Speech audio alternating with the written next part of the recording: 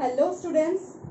So again we are here with the next part of our chapter, that is atomic structure. Okay. So today first I am going to discuss about the line spectrum with the help of Bohr's theory.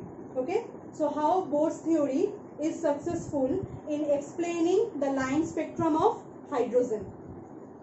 So first thing here, that in our previous class, in the live class, I have discussed about different types of series, okay, like Lyman series, Balmer series, Paschen series, then bracket, Fund, and the last one, that is Humphrey series. Okay, so all this series, this contain separate lines, okay, the lines that are having different wavelength values.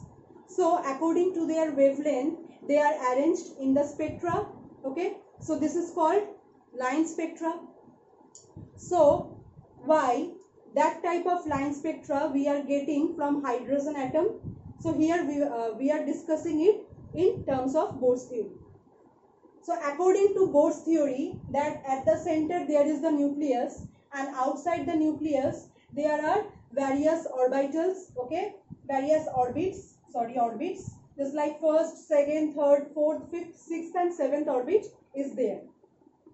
So now why we are getting separate lines or separate series? Okay, that 6 series we have got, Lyman, Balmer, Paschen, etc. Why we have got those series, or why we have got the line spectra or the lines in those series? What is the reason?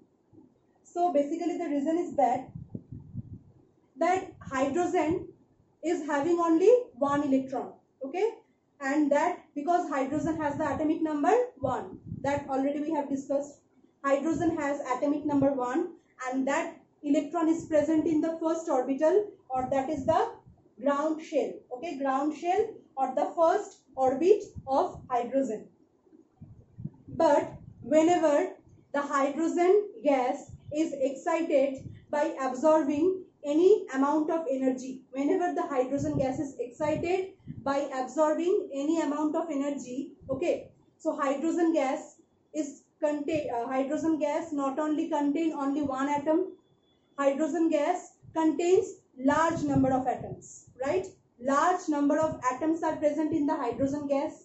So whenever we are giving energy into the gas, so that means all the atoms, they are getting excited. All the atoms, all the large number of atoms, they are getting excited, and all the atoms, all of them are not absorbing equal amount of energy.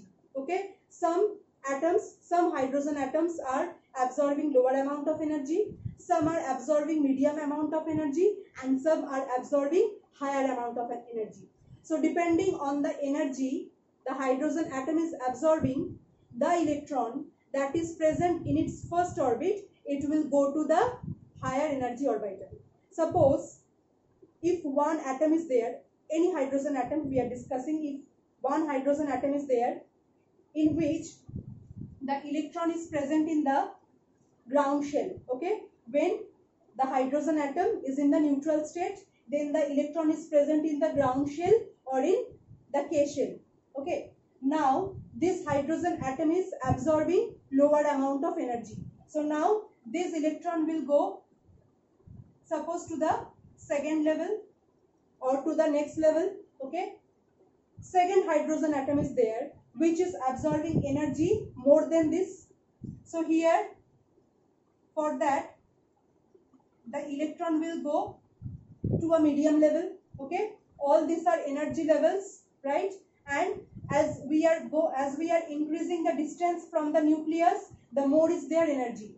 That means the last shell, it is having the highest energy, and this first shell, it is having the lowest energy. So when the electron is absorbing energy, it is going from lower energy level to higher energy level. Just a general concept, okay? Absorbing energy, it is going from lower energy level to higher energy level. Now depending on the energy that is absorbed, it will go to the higher energy level. If it is absorbing lower amount of energy, it will go to levels like 2 or 3. If it is absorbing a large value of energy, then it will go to the energy shells like 6 or 7. If it is absorbing energy in the medium range, then it will go in the 4 or 5 region, 4 or 5 shell. Okay, so by this way the electrons are transferring to the higher energy shells. Okay, for not only this case that I have described, it is not for only one hydrogen atom.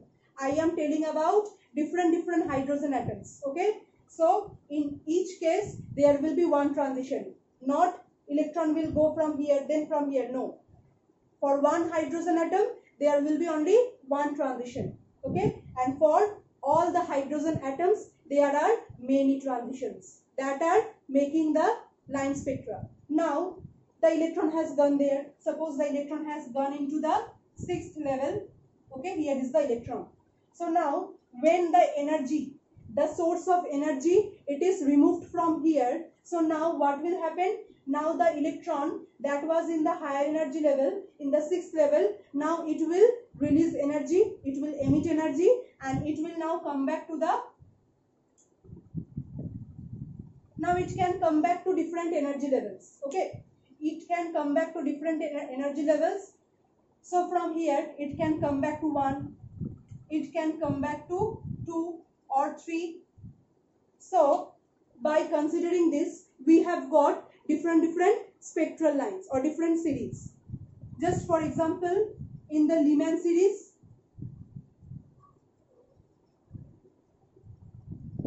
so if the higher energy shell, if it is denoted as N2, then the lower energy shell is denoted as N1. Okay, if the higher energy shell is denoted as N2, then lower energy shell is denoted by N1. So for Lyman series, the value of N1 is 1. That means all the electrons are coming into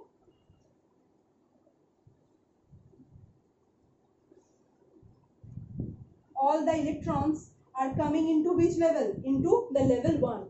That means here N1 is equals to 1, right?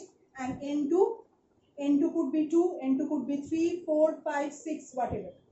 So here N2 could be greater than 1. That means 2, 3, 4, 5, 6, 7. Clear? So for these transitions, for these energy emissions, the line spectra or the lines, okay, that we are getting, this is known as Lyman series. Clear? So this was for the first Lyman series. And Lyman series we can see in the ultraviolet region. Next one is the, okay, extremely sorry, I don't know why my first video got stopped there. Whatever. So by this way, okay, for those electronic transitions we are getting different types of series, okay, in Lyman, in Balmer. So whenever all the transitions of electrons are coming into the 2nd level, into n is equal to 2 level, so then we are getting the Balmer series. Whenever the transitions from higher energy levels are coming to the 3rd level, okay, then we are getting the Paschen series.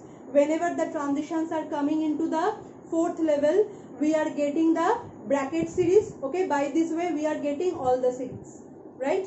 So this is the way by which we are getting all the series in the line spectra. So by this way Bohr's theory explain the transitions or the line spectra of hydrogen atom. So next is the advantages and disadvantages of Bohr's theory. Okay, so one by one I am explaining. So first, the advantages of Bohr's theory. So first point is that Rutherford could not explain the stability of atom. According to Rutherford, when the electrons, that means the charged particles, they are continuously rotating around the nucleus, okay, in circular orbits, they are continuously emitting their energy, and because of this continuous process, at a time electron will lose all its energy and it will come and fall on the nucleus. So this thing cannot explain the stability of the atom. So that was the main drawback of Rutherford's theory, but that drawback could be explained, that was solved by Bohr's theory. because according to Bohr's theory, electrons are rotating around the nucleus, but at that time they are not emitting any energy. So the energy of each and every orbital is constant. Each and every orbit is constant, and that's why those energy levels are called stationary levels, right? So this is the first point by which the stability of the atom is explained. Clear? Number 2, line spectra. That was also not explained by Rutherford's model, but it was successfully explained by Bohr's theory. Point number 3, Bohr's theory has given the formulas to calculate the radius of the orbit, okay, the velocity of the electrons that are rotating, as well as the energy of the shells. So these all are given by Bohr's theory that we have discussed in our previous class. And point number 4, the concept of principal quantum number was first given by Bohr's theory. So these all are the advantages of Bohr's theory. So what are the disadvantages? So disadvantages are also many, like Bohr's theory is only applicable for those electronic system which is having one electron. Just like hydrogen. Hydrogen has atomic number 1. So that means it has number of electron also 1. Okay. Then helium plus. Helium has atomic number 2. But as it is in the cationic form and the charge is 1. So that means electron number will be 2 minus 1, that is 1. For lithium, 2 plus, that is Z is equals to 3 atomic number. 2 electrons are removed. So that means here also the electronic number is 1. That means for all the electronic systems having only 1 electrons, the Bohr's theory is applicable. But the other electronic systems which is having electron number more than 1, for them this Bohr's theory is not applicable. So it is a very huge drawback. Okay. Point number 2.